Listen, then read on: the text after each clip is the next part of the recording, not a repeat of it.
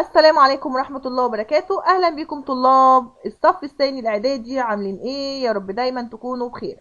النهاردة بإذن الله هنكمل مع بعض حل أسئلة الدرس الأول في الجغرافيا، وهو الزراعة في وطننا العربي. أنا بتأسف إن أنا عملت الفيديو على جزئين، لأن عندي الفيديو كان قطع تمام كده، فحبيت إن أنا أكمله بفيديو تاني ونبدأ من أول ما وقفنا. هنحل من كتاب ايه؟ هنحل من كتاب الامتحان 2023. نبدأ مع بعض. يلا حل الأسئلة، ولو عندكم برضو أي سؤال اكتبوه لي في التعليقات. إن شاء الله بعد كده هيبقى الفيديو زي ما احنا متعودين بتاع الأسئلة هيكون في فيديو واحد، بس النهاردة حصل كده تاتش عندي على الكمبيوتر، فأدى ان احنا للأسف هنعمل الفيديو على هنعمله على فيديوهين. نكمل بقية الأسئلة. احنا وقفنا آخر حاجة كانت عند حدوث ظاهرة التصحر بالوطن العربي، وخلصنا بما تفسر. نبدأ بعد كده بقى بالسؤال اللي بعد كده، هو دلل على صحة كل عبارة مما يأتي.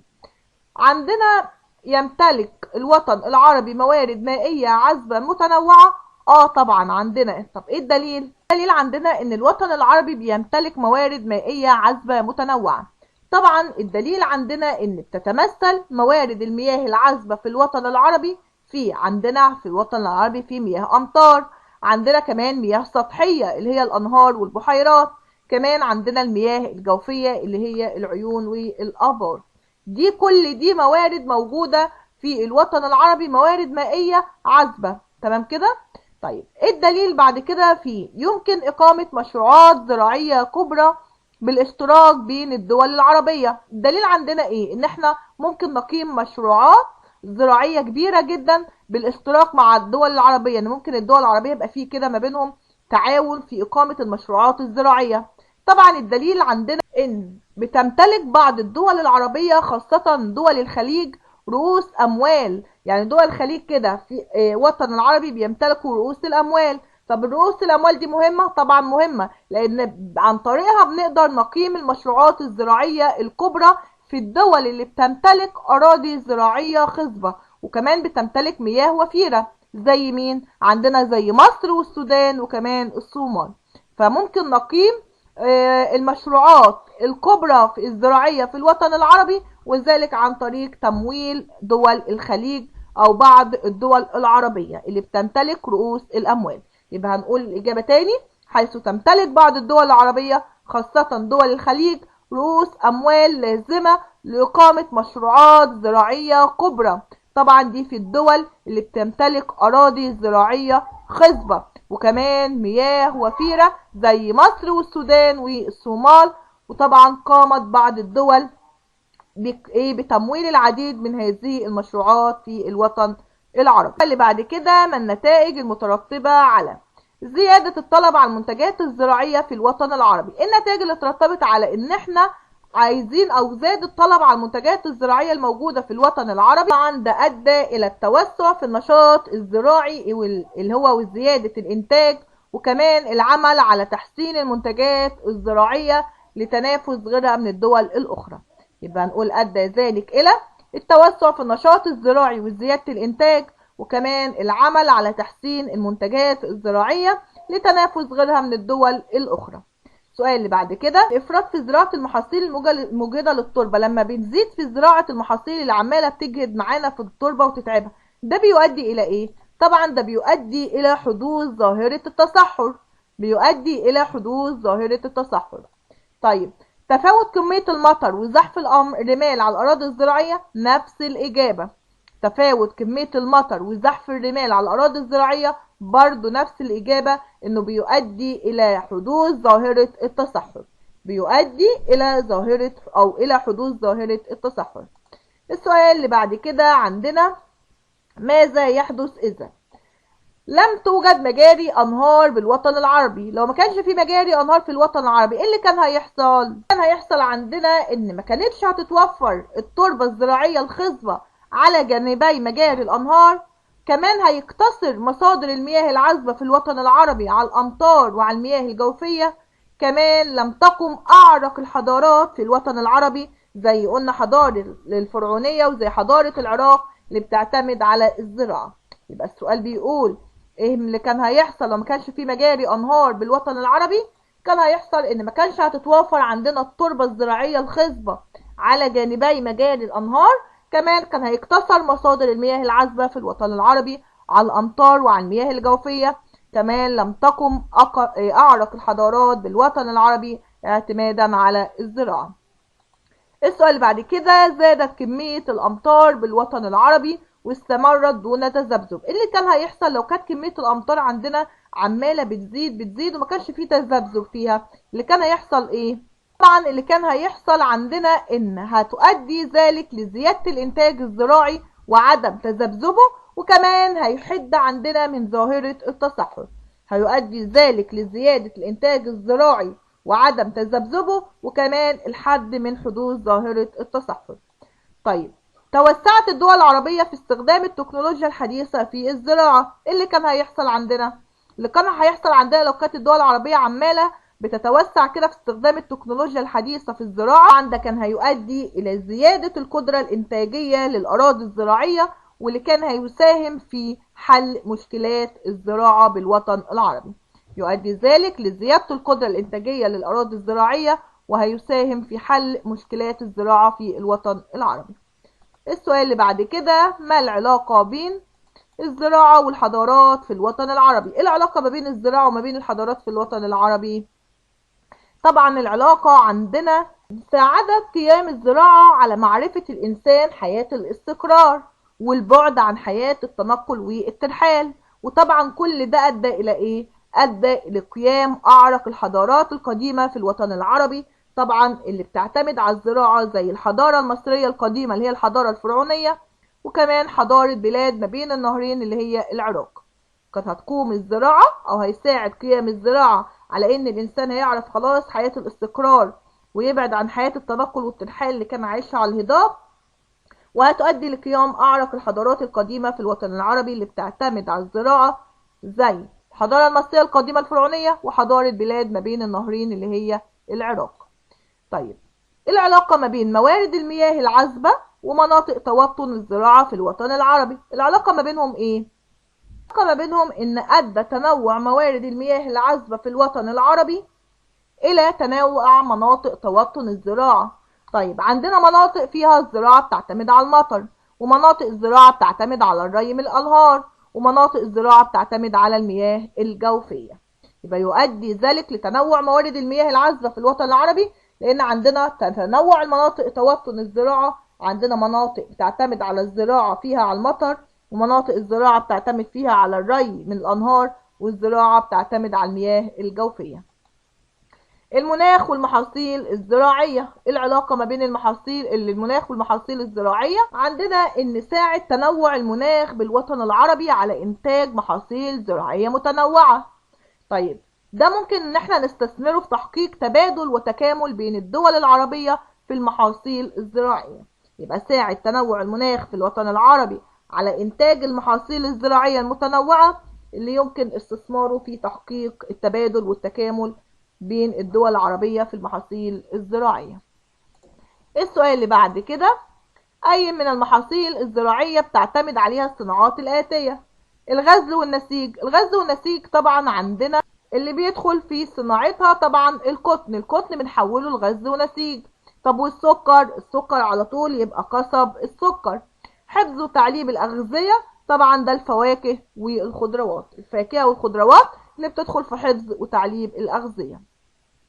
السؤال اللي بعد كده، تواجه الزراعة في الوطن العربي عدة مشكلات، حدد بعض هذه المشكلات واقترح الحلول المناسبة ليها. طبعا احنا عندنا المشكلات اللي بتواجه الزراعة، عندنا مشكلات كتيرة، فعايزنا نحدد بعض المشكلات وكمان نوضح حلول لهذه المشكلات. طبعا المشكلات عندنا، اهم المشكلات عندنا زي تذبذب الانتاج الزراعي، لانه بيعتمد معظم الزراعة في الوطن العربي على مياه الامطار، وطبعا بتكون غير ثابتة، يعني متذبذبة في اوقاتها وكمياتها. دي مشكلة من ضمن مشكلات الزراعة. كمان عندنا مشكلة تانية زي عدم استغلال كل الأراضي الصالحة للزراعة. كمان عندنا قلة استخدام المحاصيل الزراعية، تمام كده، قلة استخدام الأساليب التكنولوجية الحديثة في الزراعة، كمان حدوث ظاهرة التصحر. كل دي المشكلات اللي ممكن نواجهها في مشكلة الزراعة. طيب ايه هي الحلول بقى اللي احنا ممكن نحطها او نقترحها لحل هذه المشكلات؟ عندنا من ضمن الحلول اللي احنا ممكن نحطها عشان نواجه المشكلات اللي موجودة عندنا ديت، اقتراحات بقى عشان نحل مشكلة الزراعة. عندنا زي توفير المياه اللازمة للزراعة، زي ايه؟ زي ان احنا بنهتم بمشروعات الري، زي اقامة السدود والخزانات، التوسع في عملية تحلية مياه البحر. كمان عندنا استخدام الطرق الحديثة للري، زي ايه؟ زي الري بالرش والري بالتنقيط. دي مشكلة ممكن نحلها. كمان عندنا ممكن نحل مشكلة الزراعة ازاي؟ ان احنا بنستغل كل الاراضي الصالحة للزراعة ونمنع البناء عليها. ايه كمان من ضمنها؟ نرجع تاني برضو واحد اهو. قلنا المقترحات عندنا توفير المياه اللازمة للزراعة عن طريق الاهتمام بمشروعات الري، زي اقامة السدود والخزانات، التوسع في عمليات تحلية البحر، استخدام الطرق الحديثة للري زي الري بالرش والري بالتنقيط. كمان ان احنا نستغل الاراضي الزراعية الصالحة للزراعة ونمنع البناء عليها. كذلك ان احنا نستصلح الاراضي الصحراوية، ان احنا نزرعها، استصلاح الاراضي الزراعية الاراضي الصحراوية ونقوم بزراعتها. كمان نكافح التصحر بالعديد من الطرق. ان احنا مشكلة التصحر ان احنا نكافحها ازاي؟ ان احنا عمل مصدات للرياح، وكمان تنظيم عمليات الرعي الجائر. دي ممكن نقضي على مشكلة التصحر. كمان عندنا ممكن ان احنا نستخدم الاساليب التكنولوجية الحديثة لزيادة القدرة الانتاجية للاراضي الزراعية. كل دي مقترحات ممكن نحطها عشان نواجه بيها مشكلة الزراعة. طيب السؤال اللي بعد كده بقى اسئلة للتميز. اختر الاجابة الصحيحة مما بين القوسين. عندنا اي مش من القوسين، يعني من على الخريطة. اختر الاجابة الصحيحة بين البدائل التالية. اي من البحيرات الموضحة على الخريطة المقابلة تعد الأهم بالنسبة لأمن مصر المائي؟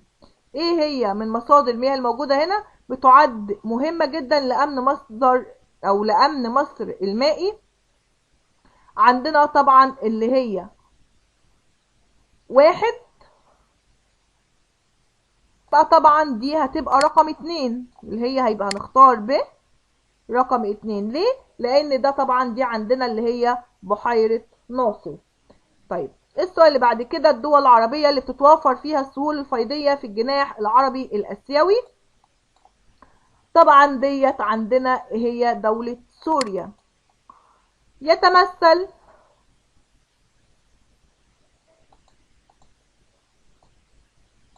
العامل الرئيسي لقيام الحضارة في بلاد العراق. هنكبر كده الصورة. يتمثل العامل الرئيسي لقيام الحضارة في بلاد العراق منذ القدم في وجود الأنهار. أكثر الدول العربية امتلاكا لرؤوس الأموال اللازمة لإقامة مشروعات زراعية بالوطن العربي توجد في الجهات. طبعا دي موجودة في الجهات الشرقية، طبعا في الشرقية اللي هي عند دول الخليج. يقتصر الاعتماد على مياه الأمطار والمياه الجوفية في الزراعة بدولة ليبيا، لأن الثلاث دول دولت موجود طبعا فيهم أنهار.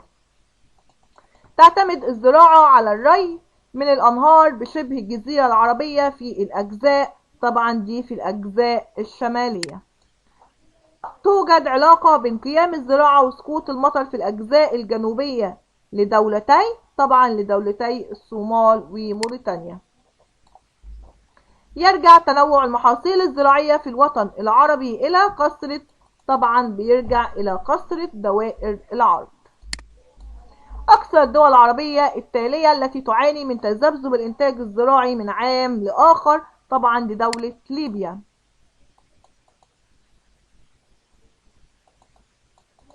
السؤال اللي بعد كده اكتب كلمة صواب امام العبارة الصحيحة وكلمة خطأ امام العبارة غير الصحيحة. طبعا تمتلك كل الدول العربية العوامل البشرية لقيام الزراعة.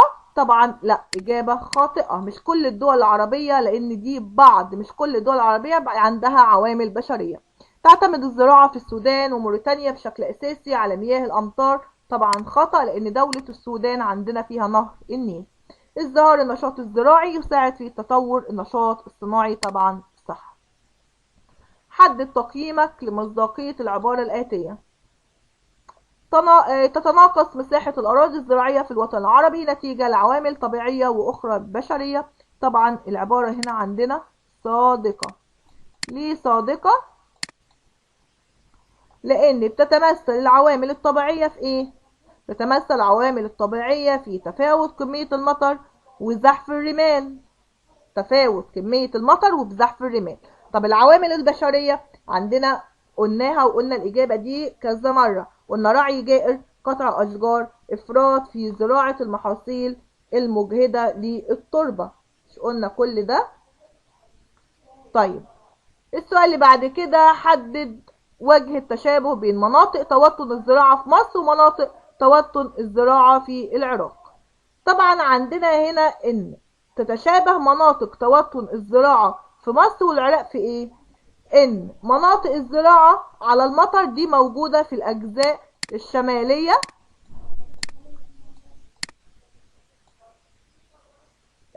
الشمالية او شمال البلاد.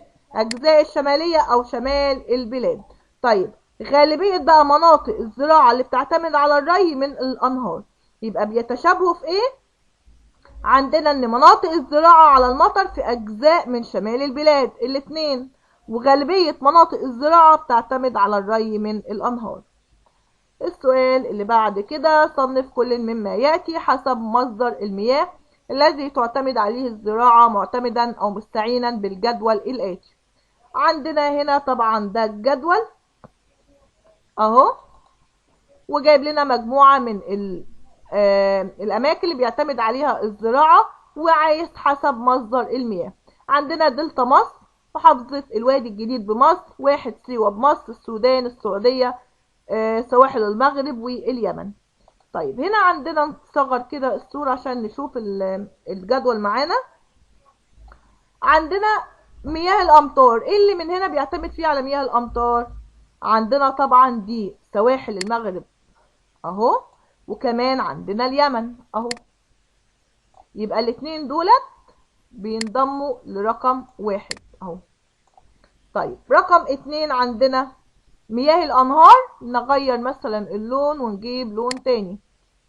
مياه الانهار عندنا زي دلتا مصر